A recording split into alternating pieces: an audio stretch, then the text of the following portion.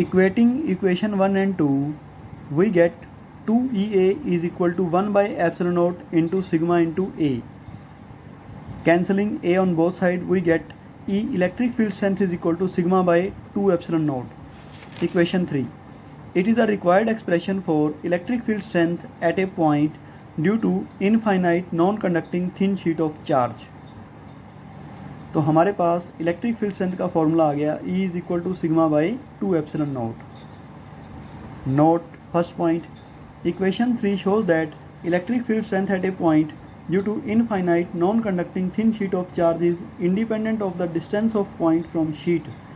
आप देख सकते हो कि इलेक्ट्रिक फील्ड स्ट्रेंथ के फॉर्मूले में R कहीं नहीं आया. इसका मतलब इलेक्ट्रिक फील्ड स्ट्रेंथ जो P पॉइंट पर है वो डिस्टेंस R पर डिपेंड नहीं करती. Second, an infinite sheet is not practically possible. This result is also true for a large sheet of charge with point P close to sheet. हम जानते हैं कि एक इनफाइनाइट शीट प्रैक्टिकली पॉसिबल नहीं हो सकती, लेकिन ये जो रिजल्ट हमने ड्राइव किए हैं ये एक लार्ज शीट के लिए भी ट्रू हैं. कंडीशन ये है कि पॉइंट P शीट के क्लोज होना चाहिए. Third, direction of electric field strength at point P will be perpendicularly away from the sheet for positive charge and perpendicularly inward towards the sheet for negative charge. Electric field strength at point P की direction perpendicularly away from the sheet होगी positive charge के लिए और perpendicularly inward toward the sheet होगी negative charge के लिए. ऊपर नीचे जितने भी पॉइंट्स हैं उन सभी की इलेक्ट्रिक फील्ड जो P पॉइंट पर होगी उसके कंपोनेंट्स होंगे. साइन थीटा वाले कंपोनेंट्स पहले की तरह कैंसिल हो जाएंगे और कोस थीटा वाले कंपोनेंट ऐड हो जाएंगे और P पॉइंट पर हमें टोटल इलेक्ट्रिक फील्ड स्ट्रेंथ बताएंगे.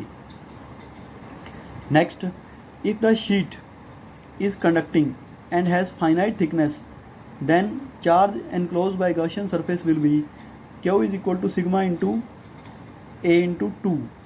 अगर नॉन कंडक्टिंग शीट की जगह हम कंडक्टिंग शीट लेते हैं जिसकी थिकनेस फाइनाइट है, मतलब कुछ मोटी शीट है, तो चार्ज इनक्लोज की वैल्यू डबल हो जाएगी. Q is equal to 2 into sigma into A हो जाएगा because both faces of sheet are charge. उस केस में शीट के दोनों फेसेस चार्ज होते हैं, इसलिए चार्ज इनक्लोज की वैल्यू डबल हो जाएगी.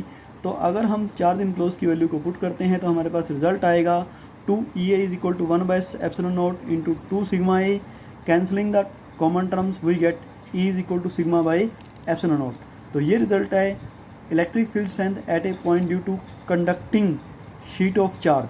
जो पहले हमने रिजल्ट ड्राइव किया वो था electric field strength at a point due to non conducting infinite thin sheet of charge. ये आपको ध्यान रखना होगा कि कंडक्टिंग शीट है या नॉन कंडक्टिंग शीट है, उसी के हिसाब से आपको फॉर्मूला अप्लाई करना होगा.